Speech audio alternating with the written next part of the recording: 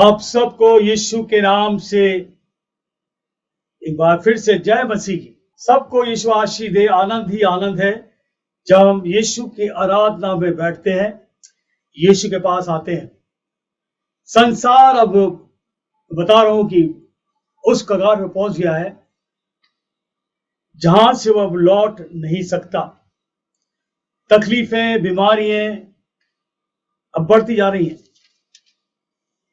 किसी को नहीं पता अगला पल क्या होगा। आज जो है गॉड्स पनिशमेंट, ईश्वरीय दंड, क्योंकि बहुत कुछ परमेश्वर बोलता है, हम अपनी तरफ से भी बोलते हैं, अपनी तरफ से भी बोलते हैं। वचन परमेश्वर देता है। आप ध्यान देंगे, ये बहुत तरह के पनिशमेंट, दंड है संसार में। पनिशमेंट क्या है, यानी कि दंड है क्या, थोड़ी जानकारी करें तो हर एक के जीवन में दंड आ जाता है। दंड जो है ये, इसको इंग्लिश में बोलते हैं सफरिंग या बदला। दंड को बदला भी बोलते हैं, प्रतिशोध भी कहते हैं, रिवेंज, प्रतिफल। वो आपने क्या, उसका प्रतिफल।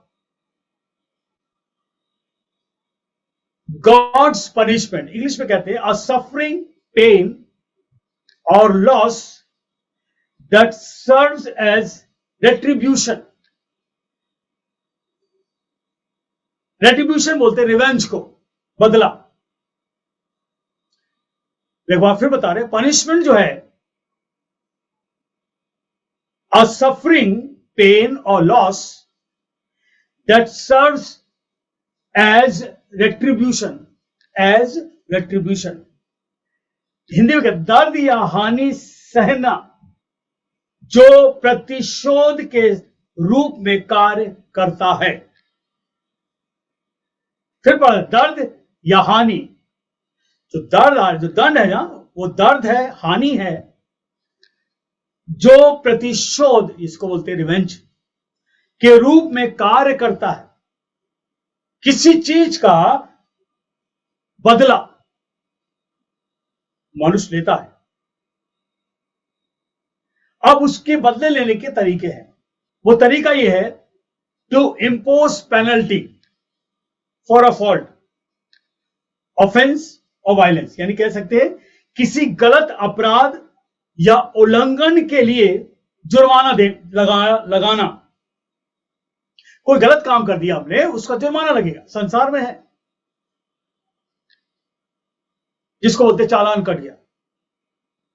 इस चालान काट दिया, पुलिस वाले पकड़ के, आपने लाल बत्ती क्रॉस कर दी और पुलिस वाले ने पकड़ के चालान काट दिया। आपका ड्राइविंग लाइसेंस है या आपका और भी आपके पास जो कागजात है वो नहीं होंगे, तो फिर पुलिस चालान काटता है, यानी पैसे देना पड़ेगा। इंपोज फाइन, किसी गलत अपराध या उल्लंघन के लिए जुर्माना लगाना, यह भी पनिशमेंट एक, यानी एक दंड है। चालान कट गया, दंड आपको देना पड़ा, 200 रुपए, 2000 रुपए, 4000 रुपए। ये डिपेंड करता है कि आपने कौन सा ऐसा गलत काम किया है गवर्नमेंट के खिलाफ। पुलिस हमारे सामने आ जाती है, कोर्ट हमारे सामने आ जाता है, और बड़े बड़े अधिकारी या अथॉरिटीज हमारे सामने आ जाती है, दंड आपको देना पड़ेगा। आप कहीं काम कर रहे हो, नौकरी कर रहे हो, वहां भी कुछ गलत किया है तो वहां भी दंड मिलता है। या तो आपकी पोस्ट को हटा देंगे, आपको नीचे कर देंगे, या आपको हटा के वहां से दूसरे डिपार्टमेंट भेज देंगे, वहां जाके काम करो, या आपको नौकरी से हटा देंगे। ये जो दंड होते हैं, अब सब जानते हैं, नौकरी करने वाले घर में कोई गड़बड़ कर दे तो माँ बाप बच्चों पे दंड देते, आज शाम का खाना नहीं खाएगा, इसको नए कपड़े नहीं पहनने देंगे, ये तुम्हारा त्योहार आ रहा, कोई बात नहीं, तुम नए कपड़े नहीं मिलेंगे क्योंकि तुमने आज्ञा नहीं मानी। तो ये तरह के बहुत से दंड होते हैं, पनिशमेंट होते हैं, जो घरों में भी होते हैं, परिवार में होते हैं। जेल जाना, यह भी एक दंड है। कैद हो जाना, कारावास हो गया आपके लिए, साल भर के लिए, 6 महीने के लिए, 2 साल के लिए, या जिंदगी भर के लिए। इसको बोलते हैं कानूनी सजा। तो ये बहुत से हमारे संसार में रहते हुए दंड हैं। हमने किसी की जमीन को जब्त कर ली और उसने केस कर दिया, और फिर क्या हुआ? केस वो व्यक्ति जीत गया कि उसकी जमीन पर आप बैठ गए। या तो आपको उसका हर्जाना देना पड़ेगा और या आपको जेल होगी। अब बाइबल देखते हैं, आज ये तो सब दंड हम लोग देखते हैं, लेकिन आज हम लोग देख रहे हैं गॉड्स पनिशमेंट, ईश्वरीय दंड। ये बड़ा खतरनाक है। हम लोग बहुत आसान लेते हैं और बड़ी आसानी सोचते हैं कुछ नहीं होने का, कि ईश्वर हमारे लिए कुछ नहीं कर सकता, हमारा कुछ नहीं हो सकता। आज इस दंड के बारे में जानकारी ले ले कि दंड परमेश्वर कैसे आता है। बाइबल क्या बताती है? यशायाह किताब उसका 13वां अध्याय है और उसके 11वें पद में, यशायाह किताब बुक ऑफ यशायाह उसका 13वां अध्याय और 11वें पद लिखा है, मैं जगत के लोगों को उनकी बुराई के कारण और दुष्टों को उनके अधर्म का दंड दूंगा। मैं अभिमानियों के अभिमान का नाश करूंगा और उपद्रव करने वालों के घमंड को तोड़ूंगा। सोच लो, ये वर्ड ऑफ गॉड है। This is the word of God. ये बाइबल है, पवित्र शास्त्र, हमारा कुछ नहीं है। इसलिए ध्यान रखें हम कैसी चाल चल रहे हैं। आज वचन को सुनना। मैं जगत के लोग, यानी परमेश्वर कह रहा है, मैं जगत के लोगों को उनकी बुराई के कारण, लिखा है, और दुष्टों को उनके अधर्म, इनिक्विटी बोलते इंग्लिश में, अधर्म का दंड दूंगा। मैं अभिमानियों के अभिमान को नाश, घमंडियों, अभिमान नहीं बोलते, घमंड को। इंसान जो है बहुत सी चीजों पे घमंड करता है, और वचन कहता है कि मैं उनके घमंड को तोड़ूंगा, नाश कर दूंगा, और उपद्रव करने वालों के घमंड को तोड़ूंगा। उपद्रव, जो गड़बड़ियां करते हैं, लड़ाई झगड़े फैलाते हैं, अशांति फैलाते हैं। अचानक तो देख लो, परिवारों में देख लो, बाहर देख लो, सब जगह हो रहा है। परमेश्वर कहता मैं घमंड को तोड़ूंगा, अभिमानी को नाश करूंगा, और जगत के लोगों की बुराई के कारण और दुष्टों को उनके अधर्म का दंड दूंगा। Punishment, Bible speaks about punishment. हम संसार में होकर कितनी तरह से दंड पा लेते हैं। नौकरी में हो, गड़बड़ किया तो दंड पाओगे, रास्ते में जा रहा हो कुछ गड़बड़ी के दंड पाओगे, लोग पकड़ के मारेंगे। अगर हम अपने देश में रह रहे हैं, अपनी जगह पर रह रहे हैं और कानून को तोड़ेंगे, तो फिर सरकार आपसे वसूली करेगी, सरकार आपको पकड़ेगी, आपको दंड देगी। लेकिन यहां परमेश्वर कह रहा है सारे जगत के लिए कि मैं जगत के लोगों को उनकी बुराई के कारण, जो बुराई हम कर रहे हैं सुबह से शाम तक, और दुष्टों के उनके अधर्म का दंड दूं। यानी दंड रुकेगा नहीं। There is punishment for whatever evil and filth you do. आप जो भी गड़बड़ कर रहे हो उसका दंड मिलेगा। आज ये वचन सुन लो, क्योंकि हम लोग आत्मिक जिंदगी बैठे हैं, आत्मिक संगति में बैठे हैं।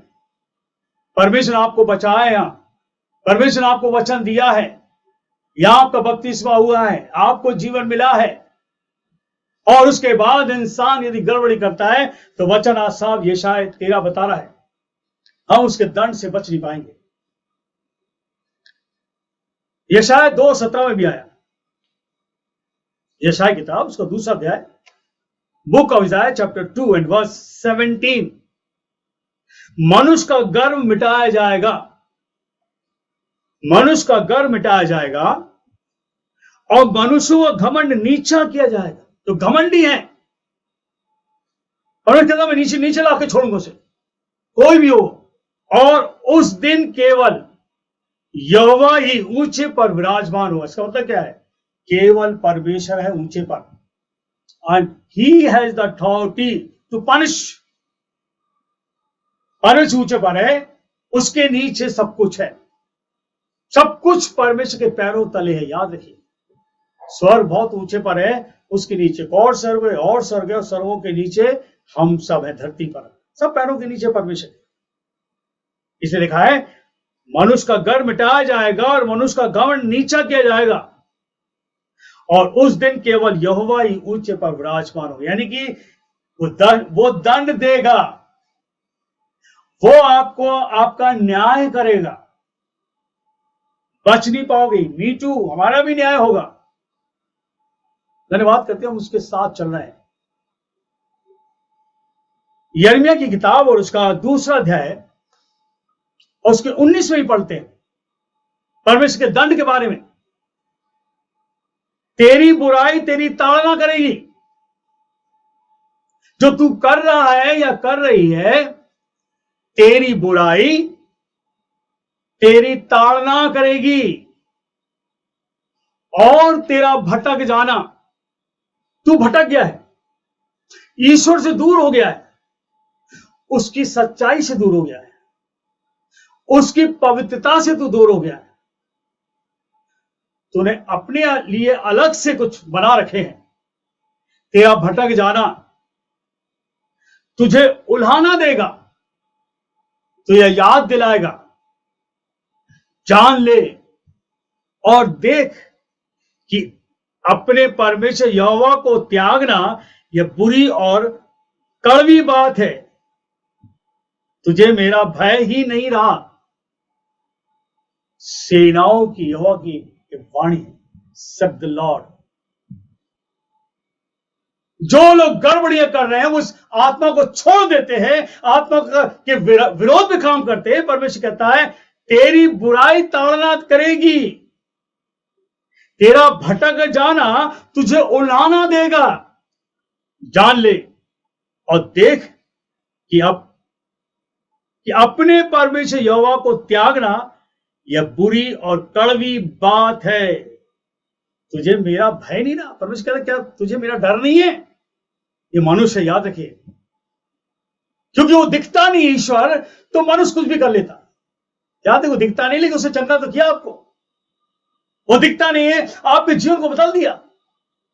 वो दिखता नहीं, आपकी गरीबी खत्म कर दी। There were people who are not knowing God in spite of having the Bible in the house. बहुत से लोग हैं बाइबल होने के बाद भी उससे को नहीं आते, लेकिन यहां जाने।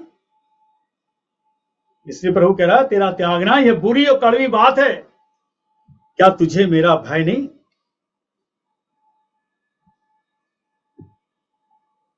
परमेश्वर मूसा से, अपने सेवक से उस जमाने बोल रहा है। ये वचन आज के लिए भी है, ये नहीं कि मूसा के जमाने में था, ये वचन आज के लिए भी है। क्या कहा था वो आज हमारे लिए, आपके लिए। निर्गमन की किताब उसका 32वां अध्याय, निर्गमन उसका 32 और उसके 33 लिखा है, यहोवा ने मूसा से कहा जिसने मेरे विरोध पाप किया है। परमेश्वर मूसा से कह रहा है जिसने मेरे विरोध पाप किया। अब ये मेरा विरोध क्या है? मेरा क्या? परमेश्वर आत्मा है। इस बात को याद रखिए, परमेश्वर आत्मा है और वो आत्मा है पवित्र, इसलिए कहते हैं पवित्र आत्मा। जिसने मेरे विरोध यानी मेरे पवित्र आत्मा के विरोध में कार्य किया है, काम किया है, पाप किया है, उसी का नाम मैं अपनी पुस्तक में से काट दूंगा। मानो जब आप प्रभु के पास आते हो, परमेश्वर आपको वचन सुनाता है, आपको जीवन मिलता है, आप माफी मांग लेते हो, पश्चाताप कर लेते हो, गॉड सेव्स यू, परमेश्वर ने आपको बचा लिया, फिर आप वचन के अनुसार आप अपनी समय ले लेते हो, अच्छी बात है।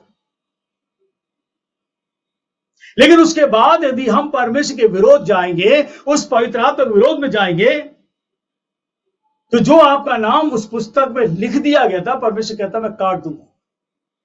यह है उसका दंड।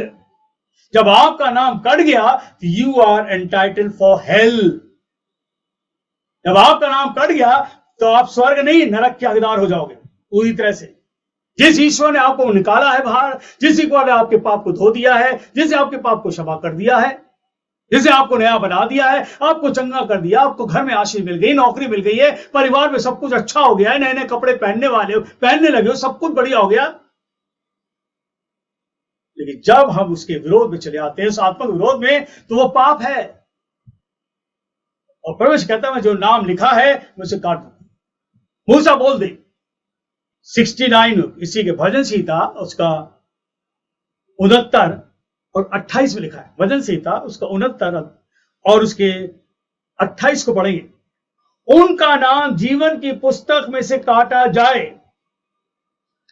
उनका नाम जीवन की पुस्तक में से काटा जाए, धर्मियों के संग लिखा ना जाए। परमेश्वर कहता मैंने धर्मियों के साथ रखा है, लेकिन अब मैं उसके नाम को काट कर निकाल दूंगा, क्योंकि धर्मियों के साथ अधर्मी का कोई काम नहीं है। बी केयरफुल, आसान मत समझो ये जीवन जो प्रभु ने आपको दिया है। उसने खून बहाया यीशु ने सूली पर, He shed his blood on the cross, दर्द पीड़ा लिया है आपको मुझको बचाने को। हम क्या कर रहे हैं? जिसने मेरे विरोध पाप किया है, जिसने मुझे त्याग दिया है, मेरी आराधना को छोड़ दिया है, प्रभु कहता है मैं इस जीवन की पुस्तक में से नाम काट दूंगा। कितना दर्दनाक होगा समय जब आप न्याय के शासन में खड़े होगा, कहोगे प्रभु मैं तो चुना हूं। प्रभु कहता है तुझे नहीं जानता, तूने चुना मेरे लिए क्या किया, विरोध में रहा तू मेरे। याद रखिए परमेश्वर को हम ग्रांटेड ना लें। अरे प्रभु कोई बात नहीं, हो जाएगा हो जाएगा। हिजकेल किताब उसका 18वां अध्याय और उसके 4 को पढ़ेंगे। 18वां अध्याय और उसके 4 को। देखो सबों के प्राण तो मेरे हैं, देखो सबों के प्राण तो मेरे हैं, जैसे पिता का प्राण वैसे ही पुत्र का भी है। फिर पढ़ते हैं देखो सबों के प्राण तो मेरे, यानी परमेश्वर कहता है जो प्राण तुम्हारे शरीर में ना वो मेरे हैं। पिता का प्राण वैसे ही पुत्र का भी है, दोनों मेरे ही हैं। यानी कि पिता और पुत्र का जो प्राण है परमेश्वर कहता हूं मेरे ही हैं। इसलिए जो प्राणी पाप करे वह मर जाएगा, दंड पाएगा। जो पाप करे, वचन बोलता साफ लिखा है हिजकेल किताब और उसका 18वां अध्याय 4 पद में लिखा है कि जो पाप करे वह मर जाएगा। जीते जी हमारी लाइफ जो स्पिरिचुअल लाइफ जो खत्म हो गई। परमेश्वर जो ताड़ना पड़ती ना, जब परमेश्वर दंड देता है, बहुत सी तकलीफ आ जाती है। There so many sufferings. पहली चीज है बीमारी, सबसे बड़ी बात है बीमारी। दूसरी चीज है बोझ, और जीवन बोझ आ जाएगा, तकलीफ पड़ी जाएगी, ये नहीं हो पा रहा, ये नहीं हो पा, बोझ आ गया। अकेलापन, आप अपने आप को अकेलापन, कोई कुछ नहीं है लेकिन आप अपने में अकेले क्यों हुए हो? क्योंकि वो दंड आप पर आ गया। परमेश्वर ने आपको उस जगह पर डाल दिया, तुम अकेले बैठे रहो। अकेलापन, फिर नकारात्मक सोच, बैठ के नकारात्मक सोचते रहेंगे, कुछ नहीं सोचते रहो, उसने ऐसा किया, वो ऐसा कर रहा है, वो ऐसा कर रही है, वो ऐसा करने आ रहा है, ये दिमाग के अंदर भरा पड़ा रहेगा, बैठे सोचते रहेंगे। फिर आपके कोई काम नहीं बने, क्योंकि आपकी सोच में नकारात्मकता आ गई है। कोई काम नहीं बनेगा, प्रार्थना में जी भी नहीं लगेगा। याद रखिए परमेश्वर का दंड देखो, ही इज गॉड, वो ईश्वर है, याद रखिए। जब दंड देता ना तो बुरी तरह देता है। इंसान सोचता मैं तो ठीक हूं, मैं तो सब कुछ ठीक हूं। जांचो आज अपने जीवन के बारे में, इवैल्यूएट योरसेल्फ। अय्यूब किताब उसका 33वां अध्याय और 19 को पढ़ते। अय्यूब उसका 33वां अध्याय और उसके 19 को पढ़ते हैं। मनुष्य की ताड़ना भी होती है कि वे अपने बिछौने पर पड़ा तड़पता है और उसकी हड्डी हड्डी में लगातार झगड़ा होता है। हड्डी से हड्डी झगड़ा होता था, हड्डियां दर्द करती हैं। परमेश्वर का जो दंड है ना, याद रखिए, बीमारी देकर बिस्तर पर लेटा देगा। He is God, याद है, ईश्वर है वो। परमेश्वर मनुष्य की ताड़ना भी देता, उसकी ताड़ना भी होती है कि वे अपने बिछौने पर पड़ा तड़पता और उसकी हड्डी हड्डी लगातार झगड़ा होता है। फिर पढ़ना इसको, मनुष्य की ताड़ना भी होती है कि वह अपने बिछौने पर पड़ा तड़पता है और उसकी हड्डी हड्डी में लगातार झगड़ा होता। हड्डी हड्डी में झगड़ा मतलब हड्डी हड्डी दर्द करती है, जोड़ों का दर्द, हाथ उठाओ तो दर्द, चलो तो दर्द, करवट लो तो दर्द।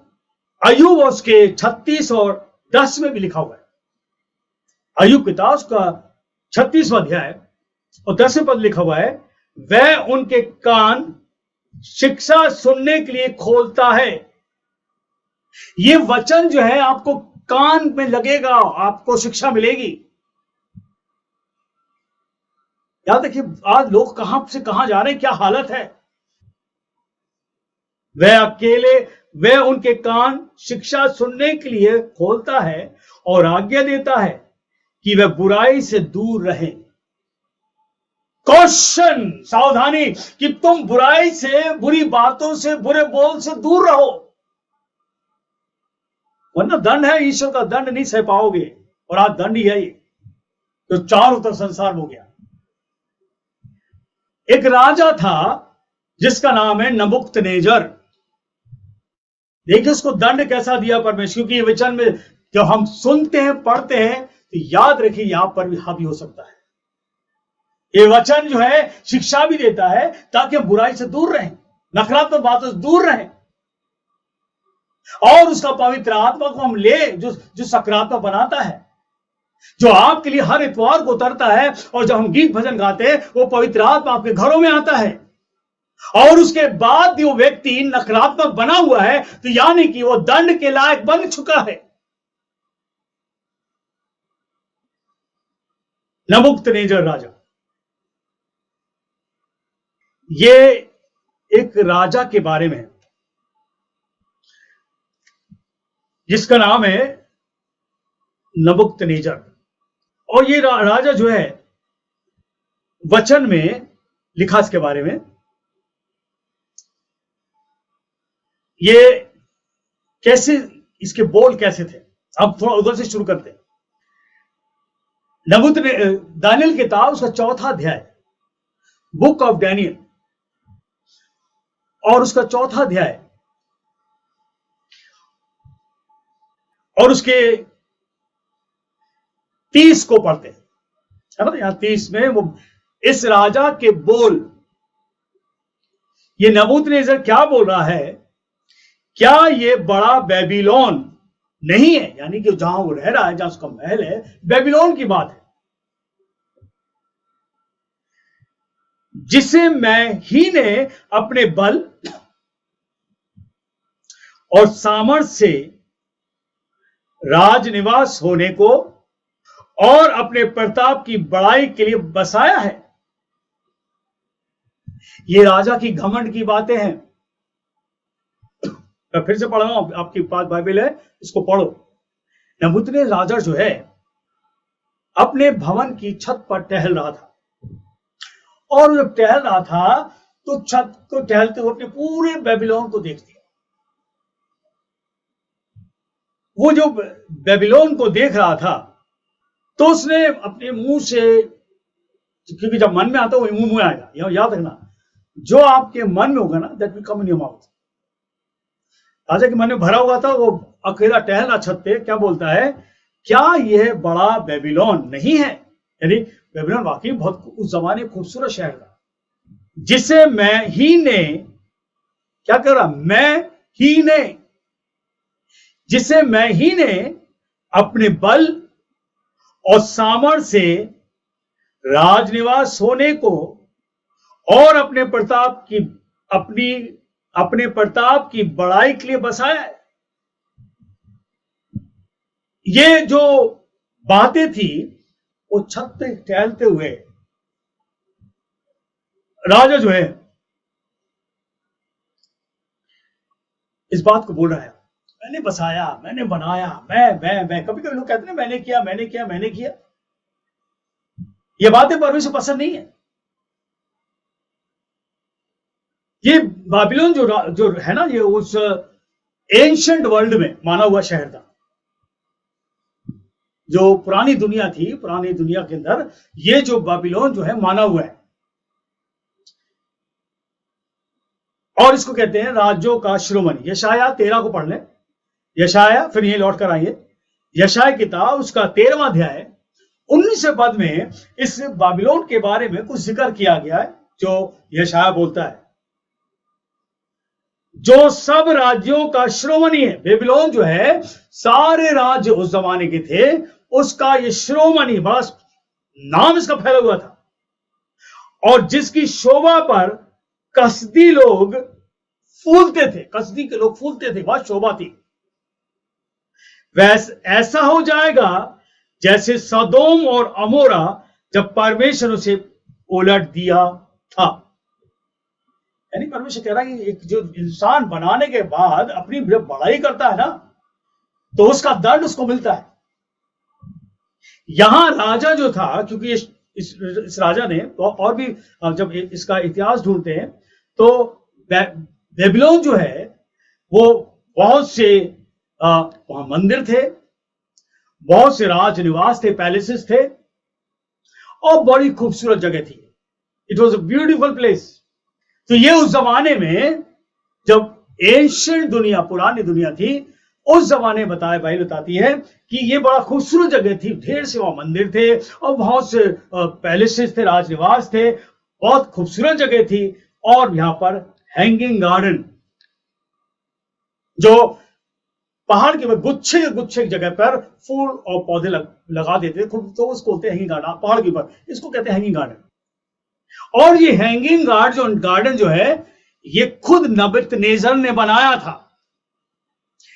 इसलिए ये कह रहा है, क्या ये बड़ा बेबीलोन, फिर वहीं पहुंचते हम लोग, दानियेल की किताब उसका 4वां अध्याय और उसके 30 में लिखा है, क्या ये बड़ा बेबीलोन नहीं है जिसे मैंने अपने बल सामर्थ से राजनिवास होने को और अपने प्रताप की बड़ाई के लिए बनाया। मैंने अपने लिए बनाया इसे, मैंने इसको बनाया ताकि मेरी बड़ाई चारों तरफ हो। नबूकदनेस्सर राजा है, यस ही डिड इट।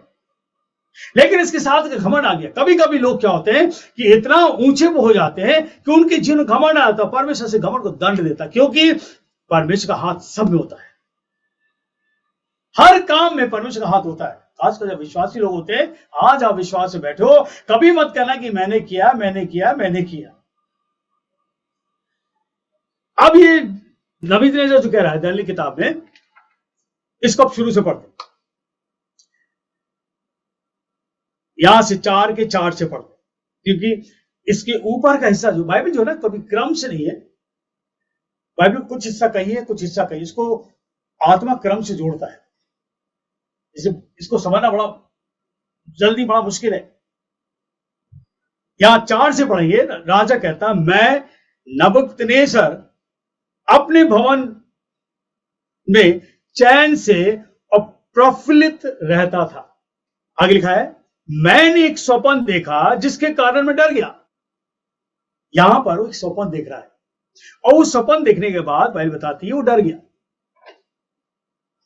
और पलंग पर पड़े पड़े जो विचार मेरे मन में आए, जो बातें मैंने देखी, उनके कारण मैं घबरा गया। उसने स्वप्न देखा और उस स्वप्न को देखकर वो घबरा गया, वो डर गया।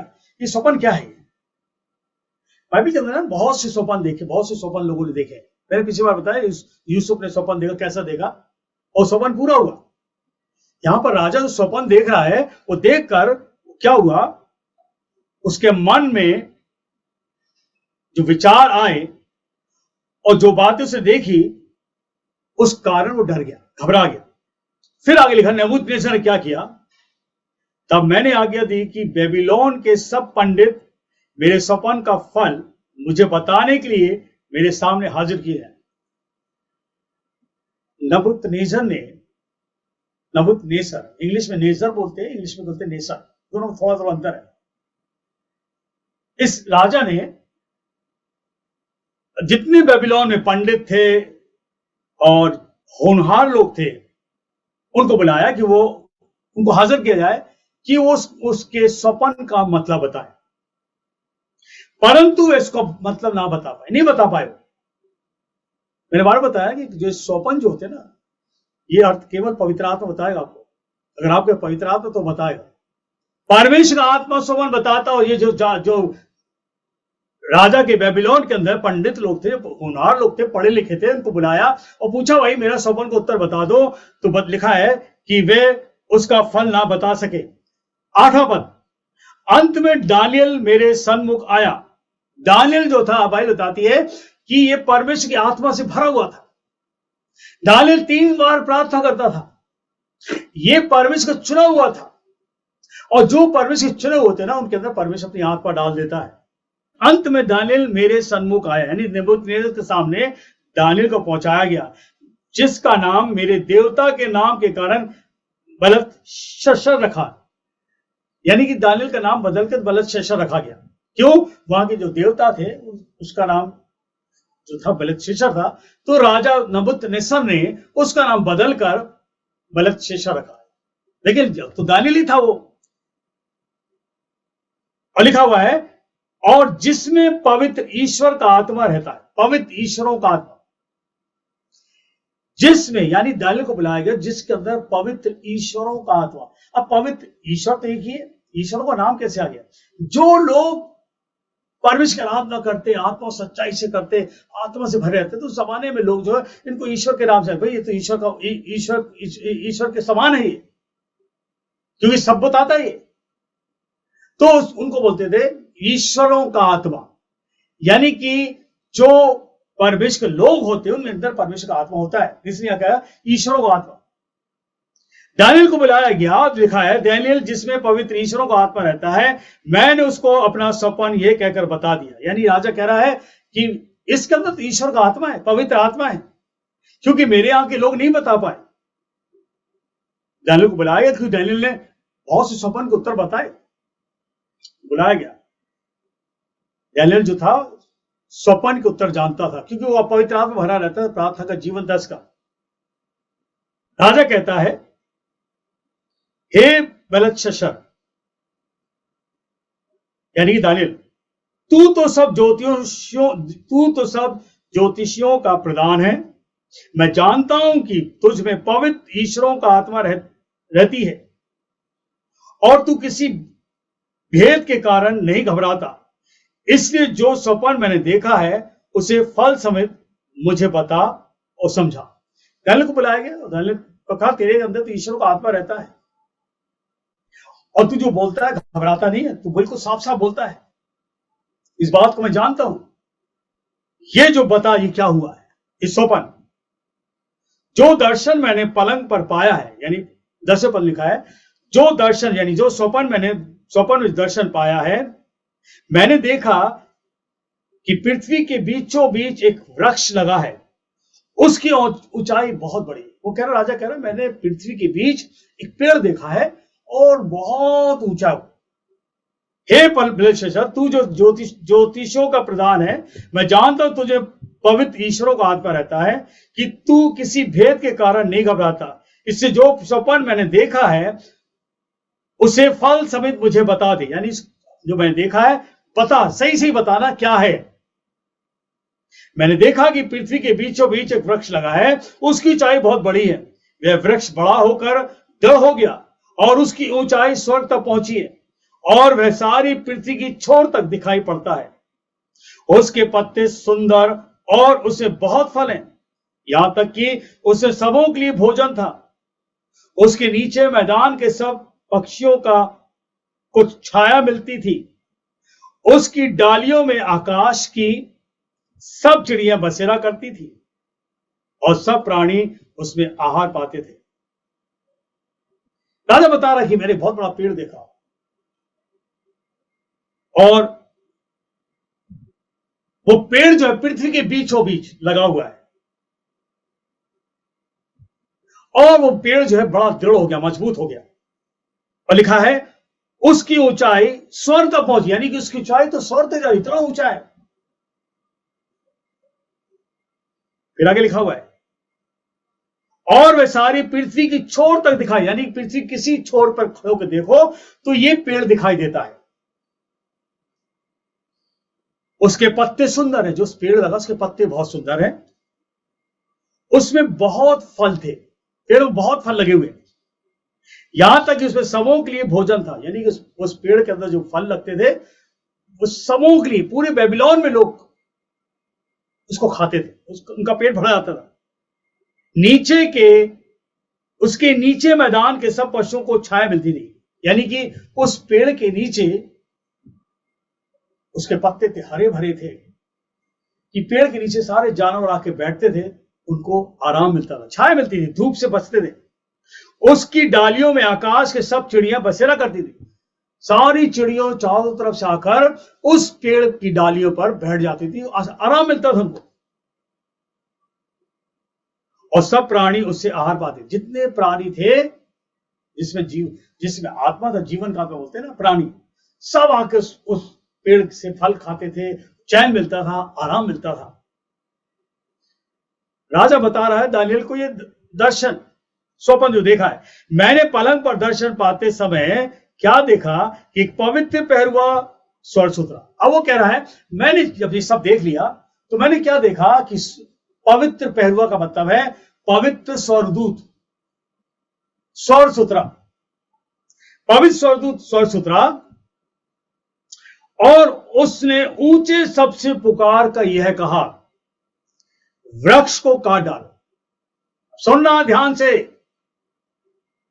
इस पेड़ को काट डालो। स्वर्ग से डिसीजन आए, ये किसी मनुष्य का नहीं, परमेश्वर की ओर से स्वर्गदूत आया और कह रहा है इस पेड़ को काट डालो, उसकी डालियों को छांट दो, जो डालियां हैं उसको छांट दो, अलग कर दो, उसके पत्ते झाड़ दो, उसके फल बिखरा डालो, पशु उसके नीचे से हट जाएं। जब डाली गिर जाएंगी तो पशु तो भागेंगे वहां से, पशु उसके नीचे, जानवर उसके नीचे ना आए, चिड़िया उनकी डालियों पर से उड़ जाएं। जब डालियां काटी जाएंगी तो चिड़िया ऑब्वियसली उड़ जाएंगी, चिड़िया उस डालियों से उड़ जाए, तो भी उसके ठूठ को, यानी कि वो पेड़ काटा जाएगा, वो ठूठ जिसका जड़ का कुछ हिस्सा है, जड़ समेत भूमि छोड़ दो, यानी काट दो लेकिन उसके ठूठ को जड़ समेत छोड़ दो, उसको लोहे और पीतल के बंधन से बांधकर, सुनो ध्यान से 15 पद, तो भी उसके ठूठ को जड़ समेत छोड़ दो और उसको लोहे और पीतल के बंधन से बांधकर मैदान में हरी घास के बीच में डाल दो। काट दो पेड़ को, और काटने के बाद उसको क्या करो, लोहे और पीतल के बंधन से, लोहा और पीतल के बंधन या जंजीर जिसको बोलते हैं, बांधकर मैदान की हरी घास के बीच रहने दो, वे आकाश की ओर से भीगा करे, यानी कि जो काट दिया, ठूठ जो बड़ी वाली डाल काट दिया है, उसको बोलते हैं लॉग बोलते हैं, उसको काट कर जमीन पर डाल दिया है, उसको बांध दो, हरी घास के बीच रहने दो, वे आकाश की ओर से भीगा करे और भूमि की घास खाने मैदान के पशुओं के संग भागी हो। यानी कि ये बात स्वर्गदूत ने आके बोल दिया, वो बता रहा है काटा जाएगा, पेड़ के सारे जानवरों को हटा दो, पक्षियों को, जानवरों को हटा दो, पक्षी बैठे उनको हटा दो, सब हटा दो, पेड़ काटा जाए, लेकिन उसकी ठूंठ को रहने दो, उसको काट कर लोहे और पीतल के बंधन से बांध कर मैदान में डाल दो, वे आकाश की ओस से भीगा करे, आकाश से जो ओस गिरती थी वो भीगा करे और पृथ्वी घास खाने मैदान के लिए पशुओं के संग भागी हो। 16 पद कहता है उसका मन बदले और मनुष्य का ना रहे, परंतु पशु का सा बन जाए और उस पर 7 काल बीते। 7 वर्ष, यानी कि जो पेड़ है एक उदाहरण एक मनुष्य के लिए है। ये तो अभी दानिएल बताएगा। राजा नहीं समझ पा रहा, पेड़ काटा गया, फिर उसको काटने से सबको हटा दिया, उसके पत्ते झाड़ दिए गए, इतना अच्छा पेड़ लगा हुआ है, फल खत्म हो गए उसके, और पेड़ को काट कर और बांध कर उसको लोहे की जंजीर से या पीतल से जंजीर से बांध कर उसको बाहर छोड़ दिया गया। वो उसमें भीगता रहा पेड़। आकाश के से ओस जो गिरती थी उससे वो जो बड़ा जो काटा गया था वो भीग रहा उससे। और फिर लिखा है, भूमि की घास खाने में मैदान के पशुओं के संग भागी हो। यानी कि वो जो काटा गया वो भूमि के मैदान में घास खाएगा और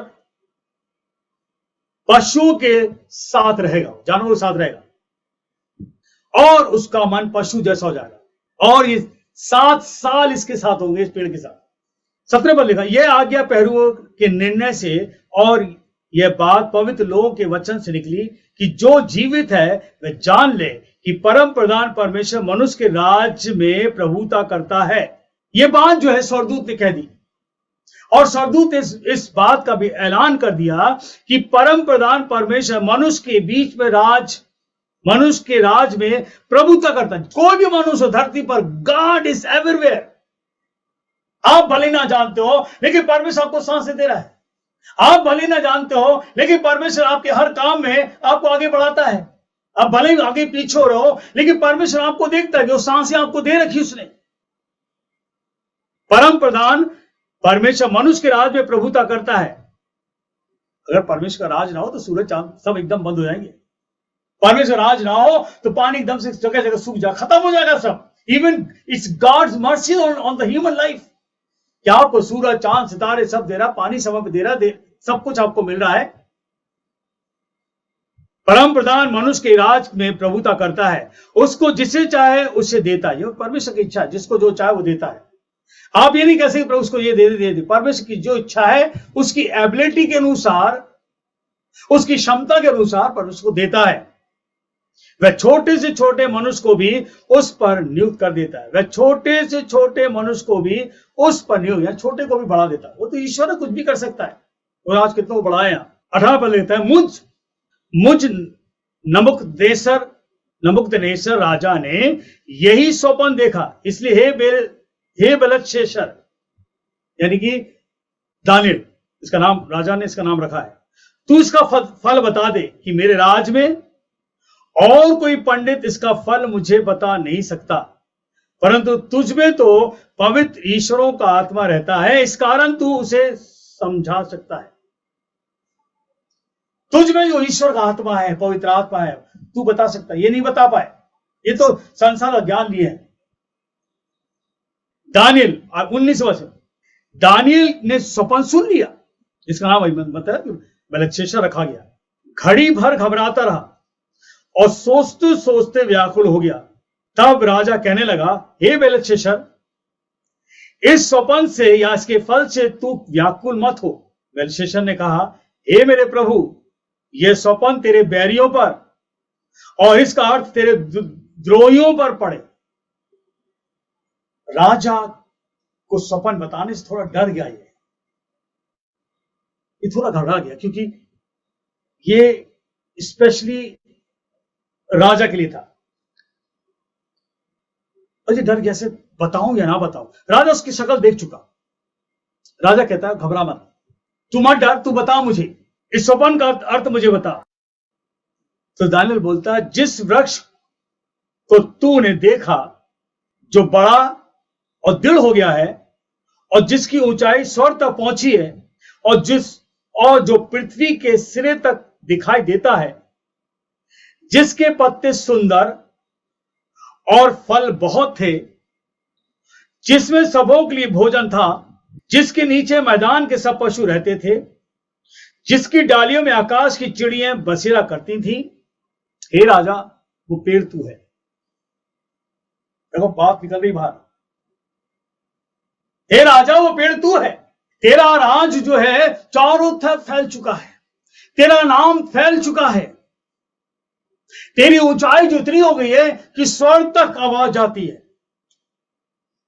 कभी कभी हम लोग ऐसा काम कर देते ना, घमंड जब आ जाता मनुष्य में कि मैं नहीं होऊंगा तो कुछ नहीं हो सकता, मैं ना जाऊंगा तो कुछ नहीं हो सकता, मैं निकल जाऊंगा तो सब बर्बाद हो जाएगा। ये घमंड की बात है, परमेश्वर का आराधना है ये। आज समझो, you can not challenge God's work. क्योंकि राजा ने बहुत बड़ी बात बोली थी, क्या ये बड़ा बेबीलोन मैंने नहीं बसाया? लेकिन परमेश्वर कहता परम प्रधान मनुष्यों के राज में प्रभुता करता, यानी in every work what ever human do in the life, परमेश्वर का हाथ होता उसमें। भले वो ना जानता हो, परमेश्वर का हाथ उसमें होता है।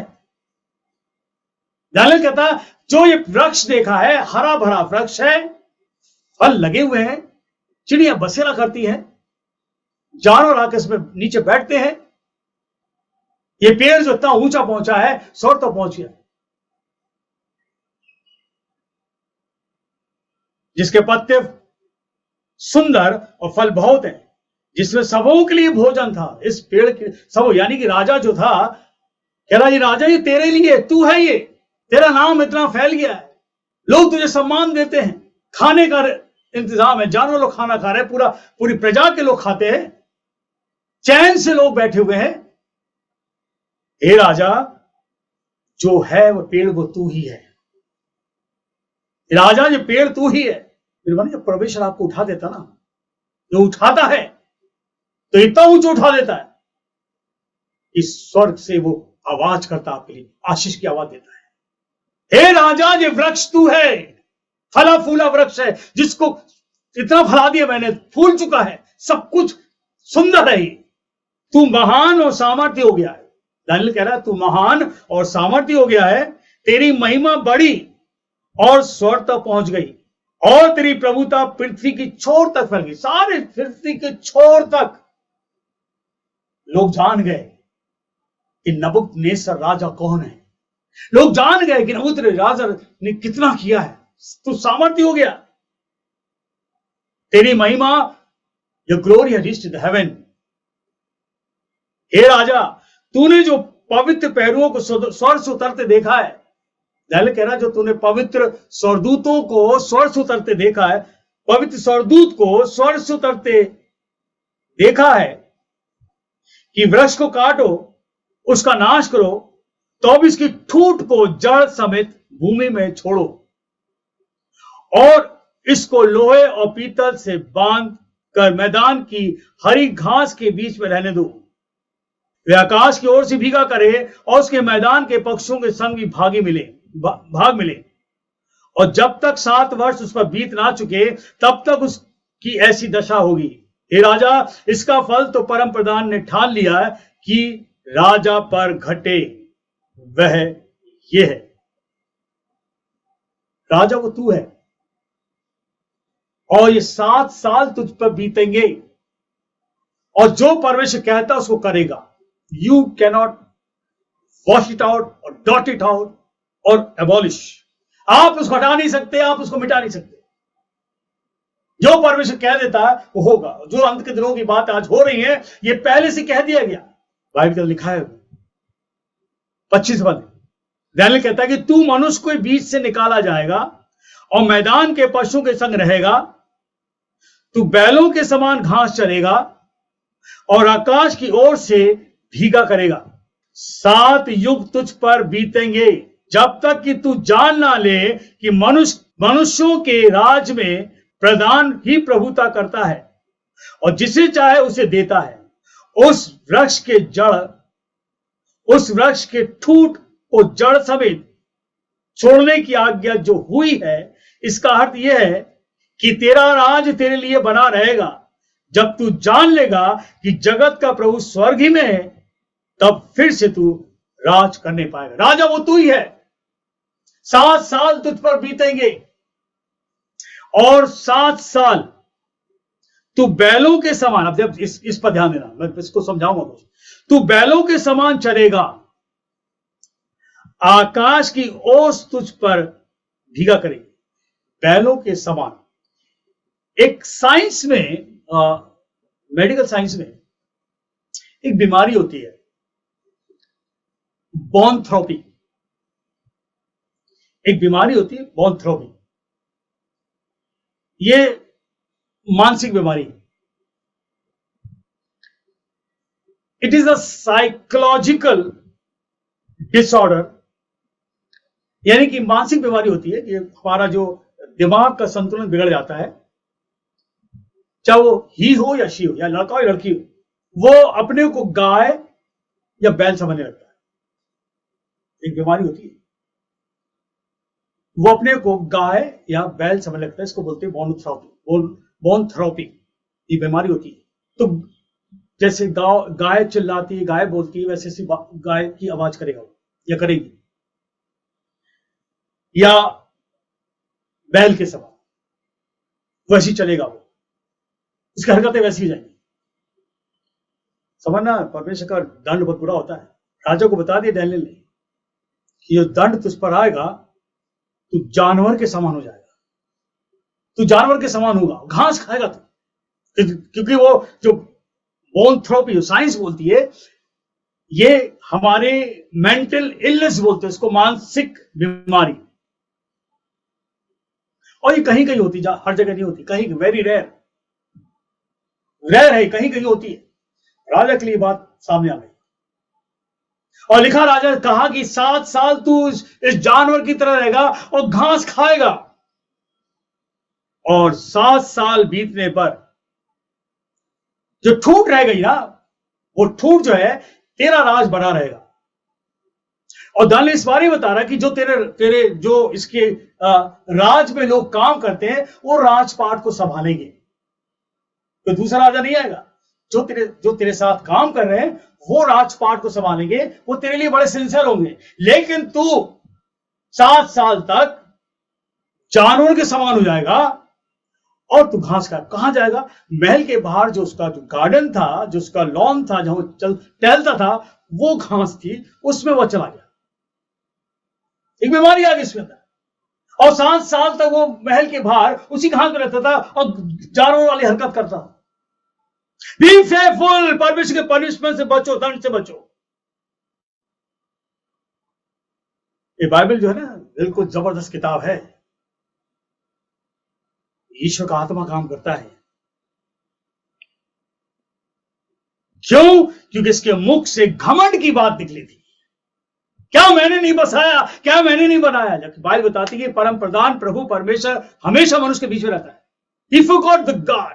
7 साल तक बाइबल बताती, हो गया, शुरू हो गया। इस कारण हे राजा, मेरी सम्मति ले। अब राजा को समझा रहा, दानियल समझा रहा, before this going to start in life, मुझसे सम्मति ले, एक बात सुन। तूने जो गलत किया है, एक बात मेरी सुन ले, मुझसे सम्मति ले।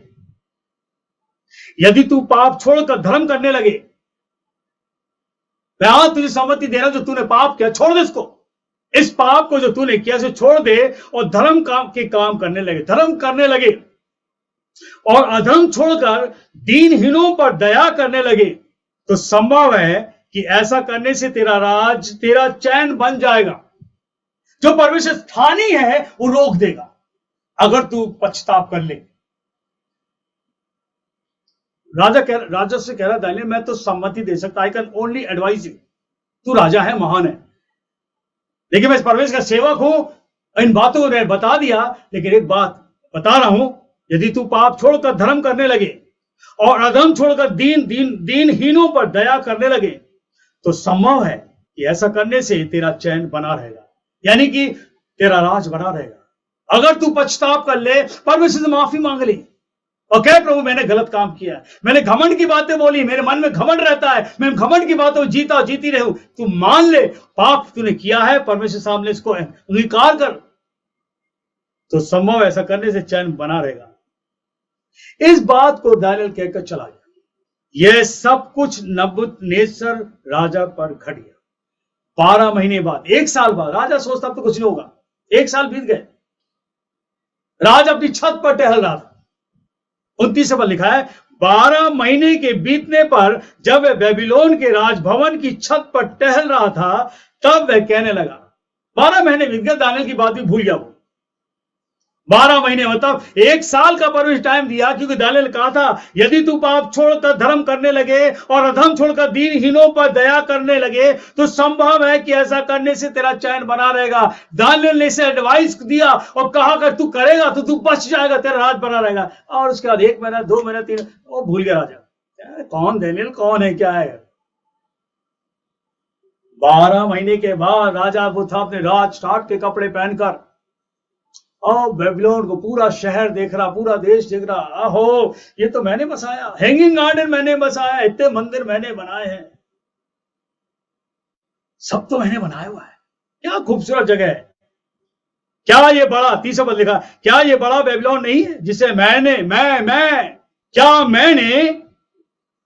अपने बल और सामर्थ से राजनिवास होने को अपने प्रताप की बड़ाई के लिए नहीं बनाया। He was imposing himself as I. मैंने बनाया, मैंने किया, कोई नहीं कर सकता। अब मालूम क्या हुआ, यह वचन राजा के मुख से निकला ही था। जैसे उसने बोला उसके मुंह से निकला कि आकाशवाणी, एक आवाज आई स्वर से, हे राजा नबूकदनेस्सर, तेरे विषय में आगे निकलती है। अब सुन, तेरे विषय में आज्ञा निकलती है, राज तेरे हाथ से निकल गया, राज तेरे हाथ से निकल गया, खत्म। परमेश्वर आपको मुझको हर पल देखता है, आपके आशीषों को गिनता है वो। और जिस दिन इंसान मैं करता है, मैंने किया, अगर बुरा भला बोलता है, वो व्यक्ति का समय शुरू हो जाता है डाउनफॉल। आकाशवाणी, राजा नबूकदनेस्सर, तेरे विषय में यह आगे निकलती है, अब तेरे राज हाथ से निकल गया और तू मनुष्य के बीच से निकाला जाएगा। 32 मैल से बाहर आएगा तो, और मैदान के पक्षियों के संग रहेगा। यानी कि ये बीमारी बॉन्थ्रोपी तुझ में आ जाएगी। गाय की आवाज करेगा, बैल की आवाज करेगा, अपने आप तू बाहर आएगा महल से घास खाने, क्योंकि तेरे दिमाग में वो बातें आ गई, मानसिक हो चुका तू, समझो। और मनुष्य के बीच से निकाला जाएगा और मैदान के पशु संग रहेगा और बैलों के समान घास चरेगा और 7 साल तुझ पर बीतेंगे। तब तू जान ले कि परम प्रधान मनुष्य के राज में प्रभुता करता है, जिसे चाहे वे उसे देता है। 7 साल तू महल के बाहर ही रहेगा, घास खाएगा, ओस पड़ेगी, भीगा रहेगा, तेरे बाल बड़े बड़े हो जाएंगे, तेरे नाखून बड़े हो जाएंगे। पढ़ो, बाइबल में लिखा है, ध्यान रखो, परमेश्वर से बड़ा कोई नहीं है, पवित्र से बड़ा कोई नहीं है। मैं बताना चाहता हूं, मनुष्य के बीच एक है जो प्रभुता करता है। The one who rules the world is one God, एक ईश्वर है। उसी घड़ी वचन नबूकदनेस्सर के विषय में पूरा हुआ, वह मनुष्य में से निकाला गया और बैलों के समान घास चरने लगा। एकदम इंस्टेंट काम होता है।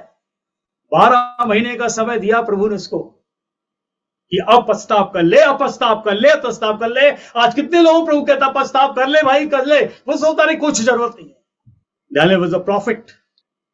उसी घड़ी यह वचन नबूकदनेस्सर के विषय पूरा हुआ, वह मनुष्य में से निकाला गया, बैलों के समान घास चलने लगा, उसकी देह आकाश की ओस से भीगने लगी। उसकी शरीर पूरी तरह से आकाश की जो ओस थी, सो पड़ने लगी, यहां तक इसके बाल उका पक्षियों के पैरों से और उसके नाखून चिड़ियों के पंजों के समान हो गए। ओफो,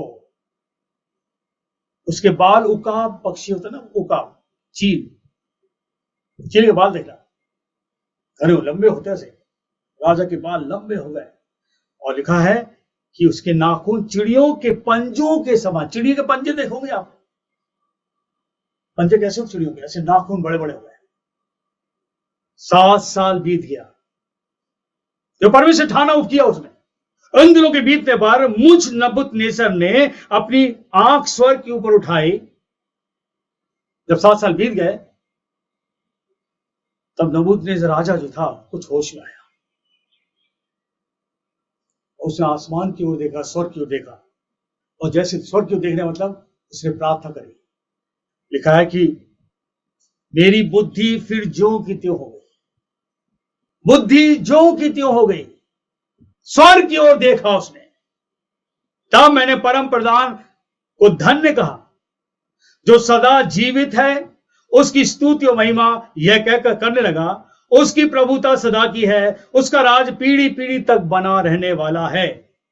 पृथ्वी के सब रहने वाले उसके सामने तुच्छ गिने जाते हैं। अब राजा कह रहा है, जब 7 साल तकलीफ के बीत गए, राजा हो गया नरम, 7 साल पर हटा दिए, फिर परमेश्वर का देखे ही करता क्या है, उसकी बुद्धि खुल गई और वो परमेश्वर की बड़ाई करने लगा। लिखा है, पर परमेश्वर पृथ्वी के सब रहने वालों के उसके सामने तुच्छ गिरे। पृथ्वी के जितने लोग रहते हैं उस ईश्वर के सामने तुच्छ हैं। दे आर निल, निनोमन, कुछ नहीं हम लोग। और वह स्वर्ग की सेना और पृथ्वी के रहने वालों के बीच अपनी इच्छा के अनुसार काम करता है। परमेश्वर अपने काम को अपनी इच्छा के अनुसार करता है। लिखा है, वह स्वर्ग की सेना और पृथ्वी के रहने वालों के बीच, स्वर्ग की सेना मतलब स्वर्गदूतों, स्वर्गदूत जो है सेना है परमेश्वर की, जो परमेश्वर कहता हो करते हैं, जो अपनी इच्छा के अनुसार काम करता है और कोई इसको रोक कर उसे नहीं कह सकता तूने क्या किया। Nobody can stop the work of God, क्योंकि परमेश्वर कार्य को कोई रोक नहीं सकता। धन्यवाद करो उसका। लिखा है, उस समय मेरी, नबूकदनेस्सर बोलता है 36 पद में, उसी समय मेरी बुद्धि फिर ज्यों की त्यों हो गई और मेरे राज की महिमा के लिए मेरा प्रताप और मुकुट मुझ पर फिर आ गया। मैं मंत्री और प्रधानमंत्री लोग मुझसे भेंट करने के लिए आने लगे और मैं अपने राज में स्थिर हो गया और मेरी अधिक प्रशंसा होने लगी। राजा ने कह दिया, मेरे 7 साल जो थे मैंने देख लिए। एक ब्रोंथ्रोफी जो बीमारी है, खतरनाक है, बचना है, जिसमें जानवर की आवाज इंसान करने लगता है। जानवर का खाना खाएगा, वो घर में नहीं रहेगा, बाहर रहेगा।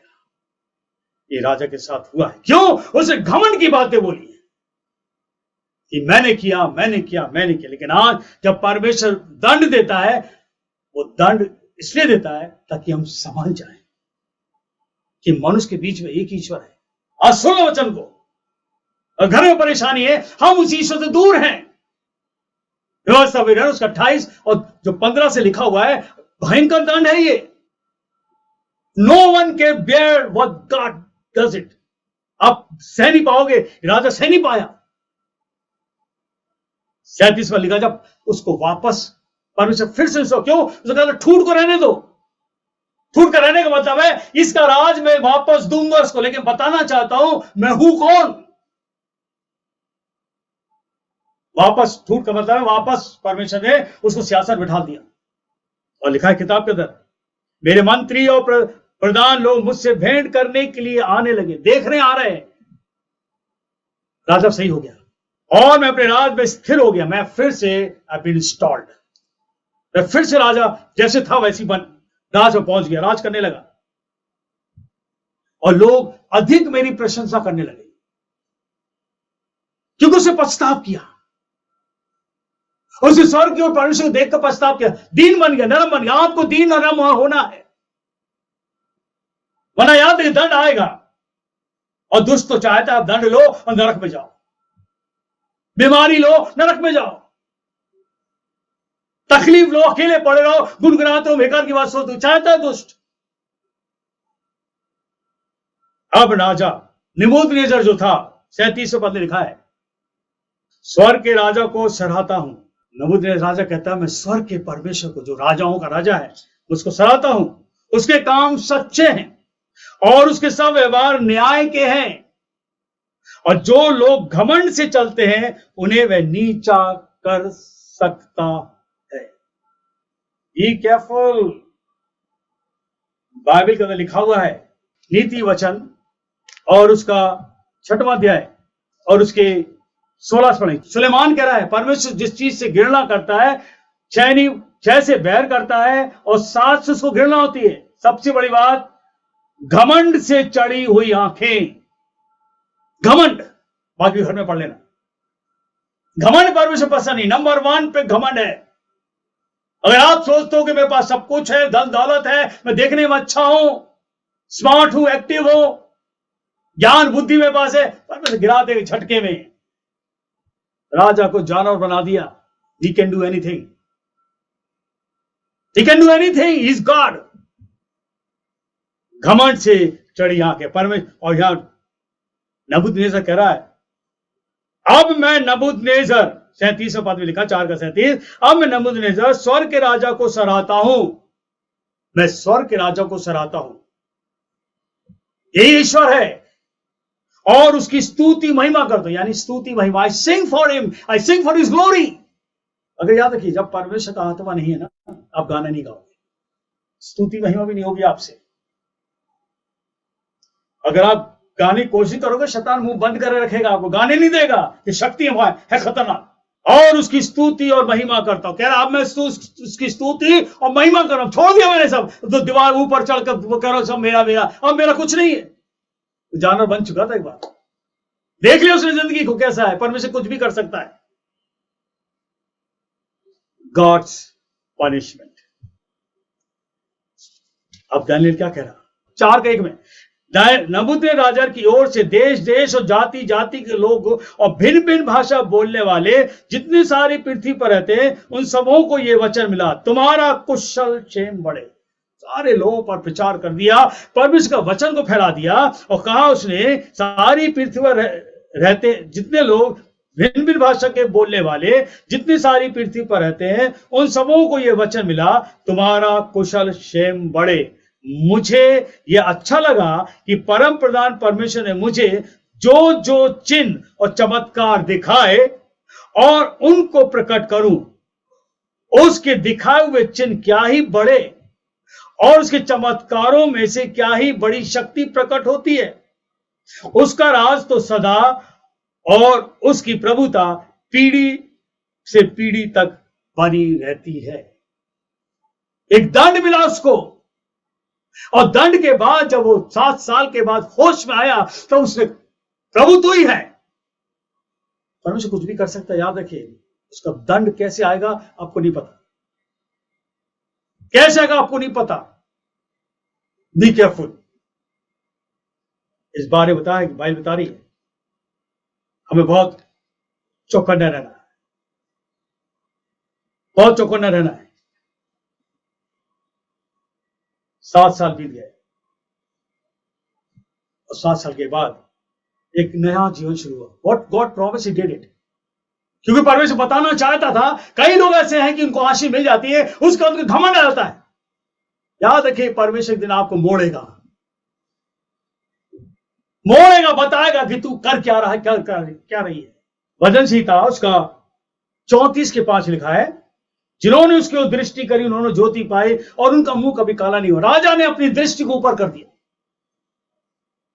7 साल जैसे बीत गए, परमेश्वर जो काम किया वो करके दिखा दिया। और राजा होश में आया, उससे स्वर्ग की ओर निगाह कर दी, वो ज्योति को निगाह करी, ज्योति के ऊपर देखा, और जैसे ज्योति के ऊपर देखा, बाइबल के अंदर लिखा है, उसका मुंह जो काला हुआ था खत्म हो गया, खत्म हो गया। जो काली थी खत्म हो गई, बेशर्मी थी खत्म हो गई, अंधकार था खत्म हो गया। गलतियों 6 और 7 और 8 में लिखा है, धोखा ना खाओ, परमेश्वर ठट्टों में नहीं उड़ाया जाता। परमेश्वर आत्मा है, God is the spirit, do not mock. ठट्टों में नहीं उड़ाया जाता है। आत्मा बोलता है, प्रवचन होता है, ठट्टों में ना उड़ाओ, दंड आएगा, बी केयरफुल। और दंड बड़ा भयंकर होता है, जिसमें मनुष्य बीमारी में आ जाता है, बोझ में आ जाता है, अपने को अकेलापन महसूस करने लगता है, नकारात्मक सोच बन जाती है, उसके दिमाग को पकड़ लेता है दुष्ट। कोई काम नहीं बनेगा, प्रार्थना में जी नहीं लगेगा, वचन नहीं पढ़ोगे, मुंह से स्तुति महिमा भी नहीं होगी। राजा मुंह से स्तुति महिमा करने लगा। जब ज्योति आएगी ना, इसलिए याद रखिए, ज्योति को पकड़ के रखो, उस ईश्वर को पकड़ करो, पवित्र आत्मा को पकड़ो। ये परमेश्वर आपको मुझको बहुत सी बातों बचाना चाहता है। भजन संहिता और उसका 138 और 2 में लिखा है, मैं तेरे पवित्र मंदिर की ओर दंडवत करूंगा। यस, अपने जीवन को परमेश्वर हाथ में सौंप। मैं तेरे पवित्र मंदिर की ओर दंडवत करूंगा, यानी घुटने टेकूंगा, और तेरी करुणा और सच्चाई के कारण तेरा नाम का धन्यवाद करूंगा। तूने मुझे बहुत आशीष दी है, हर समय धन्यवाद करो उसका, क्योंकि तूने अपने वचन को अपने बड़े नाम से अधिक महत्व दिया। वचन सबसे बड़ा है। याद रखिए, यीशु कहता है मेरा नाम नहीं, ये वचन सबसे बड़ा है। द स्पिरिट ऑफ गॉड, जिस वचन के द्वारा पूरी दुनिया बनी है। इसलिए वचन में लिखा, दानियल कहता है कि तूने अपने वचन को अपने बड़े नाम से अधिक महत्व दिया है। वो है प्रभु यीशु मसीह, जो मानव जाति के लिए धरती पर आया, आपके लिए मेरे लिए खून बहाया, आपके लिए मेरे क्रूस पर चढ़ गया, आपके लिए वो बेदर्दी मृत्यु को लिया और आपके लिए मर के तीसरे जिंदा हुआ। आज यीशु मसीह जिंदा है। वचन है परमेश्वर का, ही केम फ्रॉम हेवन। धोखा ना खाओ, गलतियों 6, 7, 8 में लिखा है, धोखा ना खाओ। परमेश्वर ठट्टों में नहीं उड़ाया जाता, क्योंकि मनुष्य जो बोता है वही काटेगा। आज अगर आप अच्छा बोगे तो वही काटोगे, बुरा बोगे तो बुरा काटोगे। दानियल इस बारे में बता रहे, नेबूकदनेस्सर के बारे में, ये बुरा बोता गया, परमेश्वर दंड उस पर आ गया। But still God is merciful, परमेश्वर दया से भरा है। उसने मौका दिया उसको। 7 साल छोटे नहीं होते, 7 साल बहुत होते हैं। 7 साल जो लम्हा आता है, the duration of 7 years is not too small, it's very big duration. लेकिन परमेश्वर की दया उस पर थी कि मैं इसको राजा बना के रखूंगा। लेकिन मैं बताना चाहता हूं, परमेश्वर कहता बताना चाहता हूं मैं हूं कौन। घमंड उसे पसंद नहीं है। आज ये वचन आपके पास आ रहा है, घमंड की बातें ना करना, घमंड की बातें ना सोचना कि मैंने किया है, मैं बड़ा हूं, मैं करता हूं, मैं करती हूं। नहीं, योना की किताब पढ़ने का, योना किताब जल्दी से खोलते हैं, कुछ बातें और बताना। योना किताब उसका 3रा अध्याय, योना किताब उसका 3रा अध्याय 1 से पढ़ेंगे। तब यहोवा का यह वचन दूसरी बार योना के पास पहुंचा, उठकर उस बड़े नगर निनवे को जा और जो बात मैं तुझसे कहूंगा उसका प्रचार कर। जा, परमेश्वर कह रहा है, स्पिरिट कह रहा है, द स्पिरिट इज गाइडिंग जोना, यानी योना को पवित्र आत्मा ईश्वर बोल रहा है। परमेश्वर कह रहा है कि जा और निनवे में प्रचार कर। किस बात का प्रचार कर? किस बात का? आगे इसी को पढ़ते हैं। तब योना यहोवा के वचन के अनुसार निनवे को गया। निनवे एक बहुत बड़ा नगर था और वह 3 दिन की यात्रा का था।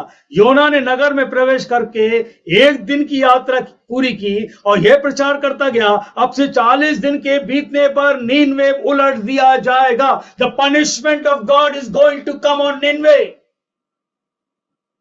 परमेश्वर का दंड निनवे पे आने वाला था। क्यों? क्योंकि यहां के लोग व्यभिचार में फंसे हुए थे, यहां के लोग गड़बड़ियां कर रहे थे, झूठ फरेब में जी रहे थे, धोखाधड़ी में जी रहे थे, सिर्फ वो संसार को देख रहे थे, उस ईश्वर को छोड़ दिया। जा निनवे को प्रचार कर, और उसके बाद जा, क्योंकि 40 दिन के बाद ये निनवे को पलट दूंगा मैं। मेरा दंड इस निनवे पर आएगा, 40 दिन के बाद सब खत्म हो जाएगा। लेकिन तू मेरे वचन को प्रचार कर। देखता हूं मेरा वचन कितने लोग मानते हैं। तब निनवे के मनुष्यों ने, जैसे योना पहुंचता है, योना ने निनवे में प्रवेश करके 1 दिन की यात्रा पूरी, यानी जहां से गया वो, उस जगह से योना को निनवे के अंदर जाने के लिए, वो जो नगर था, जो कैपिटल था, वहां पहुंचने के लिए बाइबल बताती है कि उसको 1 दिन का यात्रा करनी पड़ी। और वो चलते चलते प्रचार करता गया। अब से 40 दिन के बीतने बाद निनवे पलट दिया जाएगा। तब निनवे के मनुष्यों ने परमेश्वर के वचन का प्रतीति की। निनवे के लोगों ने परमेश्वर के वचन को सुना, उसको ग्रहण किया, उसकी प्रतीति की और उपवास का प्रचार किया। बड़े से लेकर छोटे तक सबों ने टाट ओढ़ा। That was the rituals। प्रचार सुन लिया और प्रचार सुनकर डर गए, क्योंकि 40 दिन के बाद निनवे को उलट दिया जाएगा। वचन सुनाना था परमेश्वर की ओर, देखो परमेश्वर दंड देने जा रहा है, वो ईश्वर है, सत्य है, पवित्र है। ये सारी बातें निनवे ने बोली होगी और लोग डर गए। और डरने के बाद सबसे पहला काम किया, उन्होंने वचन को सुन लिया, उसको ग्रहण किया और उपवास का प्रचार। भाई अब उपवास कर लो। बड़े से लेकर छोटे तक सब टाट ओढ़ कर, क्योंकि उस जमाने में एक साइन था, अगर आप उपवास पर हो तो टाट ओढ़ना पड़ता है। टाट ओढ़ने का मतलब है कि ये व्यक्ति जो उपवास पर है, ये व्यक्ति दुखी है, ये व्यक्ति मायूस है। ये समय था। लेकिन अब यीशु मसीह आने के बाद यीशु कहा, जब तू उपवास करे, अपने मुंह को धो, सर में तेल लगा, ताकि कोई ना जाने कि तू उपवासी है। यीशु ने कहा है। यहां पे लिखा हुआ है सब टाट ओढ़ गए। तब समाचार नीनवे के राजा के कान में पहुंचा। नीनवे के राजा को पता पड़ गया कि ये प्रचार हुआ है। उसने भी वचन को ग्रहण किया, और लिखा है राजा ने जब वचन सुन लिया, उसके कान में पहुंचा, 6 पद में, और उसने सिंहासन पर से उठा, उस सिंहासन से उठ गया, अपने राजकीय वस्त्र उतार कर टाट ओढ़ लिया और राख पर बैठ गया। He became normal man. राजा भी तो जो घमंड में था, उतरा भैया सिंहासन, उसको पता पड़ गया अब ये सब खत्म हो जाएगा, मैं भी मिट्टी मिल जाऊंगा। वचन सुन लिया। आज वचन आपके पास, सुनो, वरना दंड उसका है। कोई नहीं बच पाएगा इस दंड से, कोई नहीं, कितना ही बड़ा विश्वासी हो। आत्मविश्वासी का होना जरूरी है। हालेलुया। आत्मविश्वासी, कर्म वाला विश्वासी को बोलते आत्मविश्वासी। क्या कर्म किया गया, राजा भी उतर कर आ गए नीचे, और उसने भी टाट ओढ़ लिया। जैसे और लोग थे, उन लोगों के बीच जाके बैठ गया। जानवर सब लोग उपास हो गए। क्या मनुष्य, लिखा है, क्या गाय, बैल, भेड़, बकरी, अन्य पशु कोई कुछ भी ना खाए, वे ना खाए और ना पानी। राजा ने ऐलान कर दिया, कोई कुछ ना खाए, चाहे गाय हो चाहे जानवर हो, कोई भी हो, सब उपवास पर आ जाओ। और वे परमेश्वर की दुहाई चिल्ला चिल्ला कर करें। राजा बोल रहा है, परमेश्वर की दुहाई चिल्ला चिल्ला कर दें और अपने कुर्मार्ग से फिरें और उस उपद्रव से जो वे करते हैं पश्चाताप करें। एक प्रचार हो गया, सब उपवास पर आ गए। संभव है कि परमेश्वर दया करे और अपनी इच्छा बदल दे। जब आप उपवास पर जाओगे, प्रार्थना करोगे, पश्चाताप करोगे, माफी मांगोगे, परमेश्वर संभव है दया करेगा, क्योंकि वो चाहता हमारे उस नरम हो। He want every people to be humble. क्या लिखा है किताब में, संभव है परमेश्वर दया करे और अपनी इच्छा बदल दे और उसका भड़का हुआ कोप शांत हो जाए और हम नष्ट होने से बच जाए। दानियल भी कह रहा था, राजा अगर तू सम्मति मेरी मान ले, पश्चाताप कर ले, जो तूने पाप किया है उसका पश्चाताप कर, तो संभव है कि परमेश्वर ने जो ठाना है वो खत्म कर देगा, वो रोक देगा। लेकिन राजा कहां माना। 1 महीना हो गया, 2 महीने हो गए, 3 महीने हो गए, 4 महीने, 5 महीने हो गए, राजा अपनी रोटी नहीं ला सका। कुछ नहीं होता जी, भविष्य वो तो बोल के चला गया। कुछ नहीं, बाइबल बहुत कुछ करता है। लिखा इस किताब के अंदर, जो परमेश्वर ठाना था 40 दिन के बाद उलटने के लिए, वचन सुनकर उपवास किया सब, राजा से लेकर जानवर जितने हो गए वहां प्रजा के, सबों ने टाट ओढ़कर ना पानी पिया ना खाना खाया, उपवास में बैठे रहे, पश्चाताप करते रहे। लिखा है 10वें पद में, जब परमेश्वर ने उनके कामों को देखा कि वे अपने कुमार से फिर रहे हैं, तब परमेश्वर अपनी इच्छा बदल दी और उनको हानि करने की ना ठानी। यह है परमेश्वर का है। प्रे, उपास रखो, प्रार्थना करो, वचन पर चलो, परमेश्वर आपको बचा लेगा। आने वाली विपत्ति से आपको बचाएगा। जो क्रोध उसे ठाना है करने के लिए, वो रोक देगा। He is God. धोखा ना खाओ, परमेश्वर ठट्टों में उड़ा दिया। उसका आत्मा, जो परमेश्वर आत्मा है, उसका आत्मा को ठट्टों में नहीं उड़ाया जाता है, क्योंकि मनुष्य जो बोता है वही काटे। गलतियों 6:7 और 8 में लिखा है। धोखा ना खाओ, परमेश्वर ठट्टों में नहीं उड़ाया जाता, क्योंकि मनुष्य जो बोता है वही काटेगा। बाइबल बताती है, यीशु ने कहा है, समय पूरा हुआ, परमेश्वर का राज निकट आ गया है, मन फिराओ, सुसमाचार विश्वास करो, वरना दंड संसार में आ रहा है, सब पर आएगा। पवित्र आत्मा लो, संगति लो, पश्चाताप करो, अपने को दीन बनाओ, मेल मिलाप का जीवन जियो। यही परमेश्वर को भाता है। यशायाह किताब उसका 38वां अध्याय और उसके 18-19 में लिखा हुआ है, क्योंकि अधोलोक तेरा धन्यवाद नहीं कर सकता, क्योंकि अधोलोक तेरा धन्यवाद नहीं कर सकता, न मृत्यु तेरी स्तुति कर सकती है। जो कब्र में पड़े हैं वे तेरी सच्चाई की आशा नहीं रख सकते। जीवित, हाँ जीवित ही तेरा धन्यवाद करता है, जैसे मैं आज कर। उसका मतलब क्या है? परमेश्वर चाहते कि हम जीते जी क्षमा मांग लें। परमेश्वर चाहता कि जीते जी हम मन फिरा लें, क्योंकि मरने के बाद कुछ नहीं है। आप सोचो कि मैं कल कर लूं, परसों कर लूं। Today is the right day. आज समय है।